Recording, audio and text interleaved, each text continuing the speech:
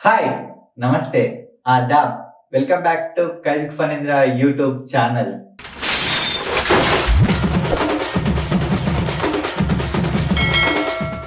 So, ఇప్పుడొచ్చేసి వనపర్తి అనే ఊర్లో ఉన్నాను. ఇక్కడి నుంచి ఒక అద్భుతమైన మహల్‌కెళ్తున్నాను. ఆ మహల్ ఏంటి? ఎందుకు అద్భుతం అంటున్నాను? సో, అక్కడికెళ్ళి తెలిసేసుకుందాం. ఇంగెళ్దాం పదండి.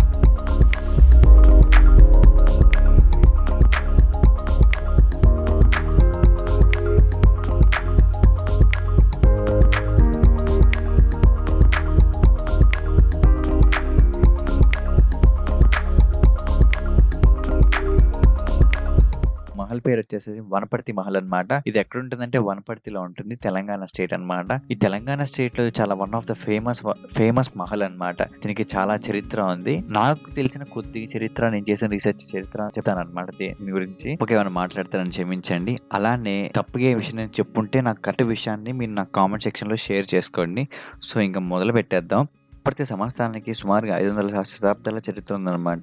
ఈ వనపర్తి సంస్థానం అనేది సుమారుగా 600 చదరపు మైళ్ళు ఉంటుందన్నమాట. అంటే సరే మీరు ఆలోచించండి ఎంత పెద్దదో. 178 గ్రామాలకు మూల కేంద్రమైన ఈ సంస్థకి ఉత్తరాన నిజాం పాలన కింద ఉన్న నాగరికర్నూలు గ్రామం, తూర్పున జటాపూరు సంస్థానం, పరమట అమర్చింత సంస్థానం, దక్షిణ కృష్ణానది సరిహద్దులుగా ఉండేవి.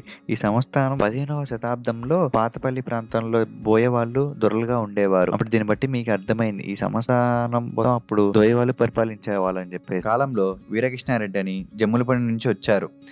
ఇతని తెలివితేటలతో ప్యాలెస్ కి రాజయ్యాడు. ఇతనికి 3 భార్యలు, 6 కుమార్తెలు.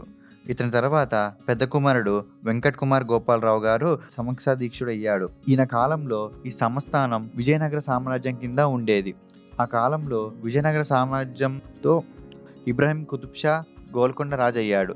దాంతో ఈ సంస్థానం కుతుబ్ షాల కింద వచ్చింది. ఈ సంస్థానాన్ని విజయరాజులు, కుతుబ్ షాలు, మొఘలులు, నిజాం రాజులు కింద ఉంటూ వస్తుందని చరిత్రలు చెప్తున్నాయి.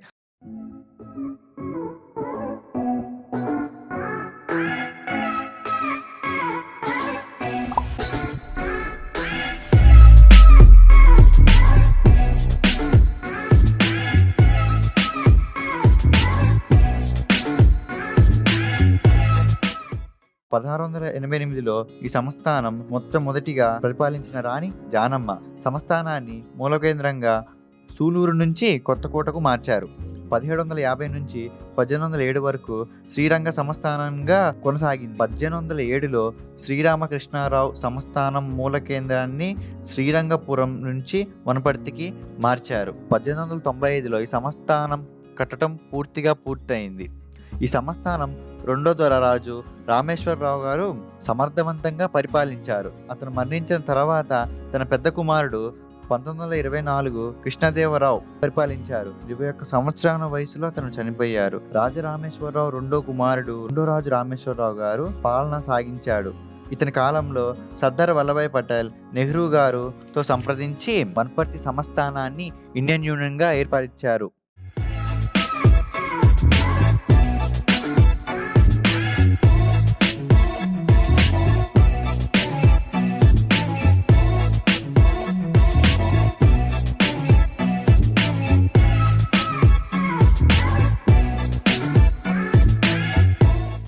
ఆ తర్వాత జరిగిన ఎన్నికల్లో ఎంపీగా రాజరామేశ్వరరావు గారు గెలుపొందారు. కేంద్ర మంత్రి పదవిని పొందారు. ప్రధానులతో సాన్నిహిత్యంతో తెలంగాణలో మొట్టమొదటి పాలిటెక్నిక్ కళాశాలను వనపర్తిలో ఏర్పాటు చేశారు. 1959లో ఈ కళాశాలను ప్రారంభించారు. అక్కడికి ముఖ్య అతిథిగా మన నెహ్రూ గారు చేశారు. రాజరామేశ్వరరావు మరణించిన తర్వాత అతని కుమారుడు రాజా కృష్ణారావు గారు హైదరాబాదులో బిజినెస్ చేస్తున్నారు. ప్రతి సంవత్సరం దసరా పండుగకు ఇక్కడ జమ్మి చెట్టుకు పూజలు చేయటం వాళ్ళ ఆనవాయితీ. ఇక్కడ ఇప్పుడు ప్రస్తుతానికి ఎన్నో సినిమా షూటింగ్లు జరిగాయి.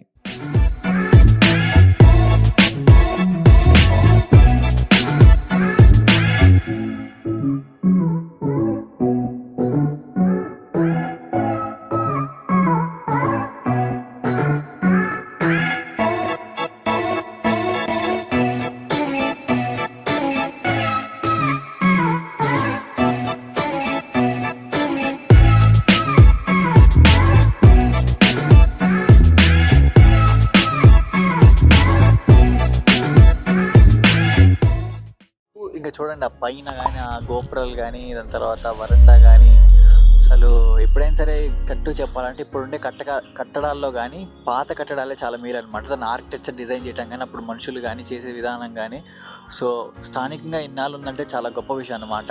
ఎప్పుడో వంశస్థులు కట్టింది ఇంత అంటే కృష్ణదేవరాయలకు సంబంధించింది అనమాట ఈ తోట మొత్తం. సో ఈ బంగ్లా మొత్తం కృష్ణదేవరాయలకు సంబంధించింది అనమాట.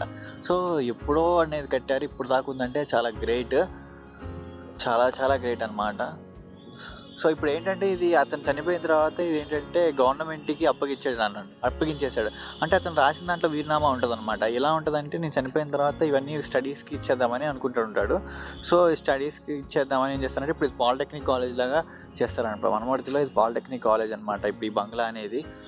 సో ఇక్కడ చూసుకున్నట్టయితే అక్కడ ఒక పెద్ద బావి అనేది ఉంటుంది. ఆ బావి దగ్గర కూడా వెళ్దాం మనము. అసలు ఇది మొత్తం ఖాళీ స్థలము, ఇప్పుడు గ్రౌండ్ చేసేసారు అక్కడ సైడ్ మొత్తం.